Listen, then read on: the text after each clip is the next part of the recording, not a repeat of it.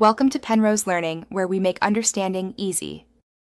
You'll start by confirming your iPad supports Touch ID and that you're running a compatible iPad OS.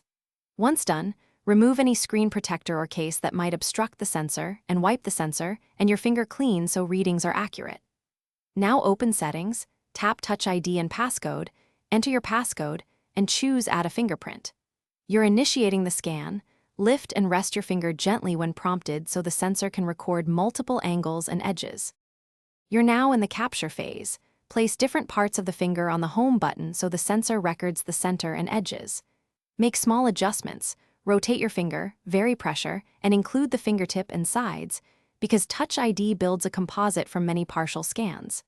Keep an eye on progress and follow the on-screen prompts until it reaches 100%. If the iPad indicates repeated failure, pause, dry the finger, and try again, or switch to another finger for a cleaner. Finish by naming the fingerprint so you know which finger is enrolled, and enable permissions like iPad Unlock, Apple Pay, or app logins. Then test unlocking and authorized actions immediately. This verifies reliability. If recognition is spotty, re-enroll the same finger with slightly different angles or add an additional finger. For persistent issues, clean the sensor, ensure iPad OS is up to date, restart the iPad, and re-enroll. These steps usually result. Thanks for watching. If this was helpful, leave a like and consider subscribing. See you next time.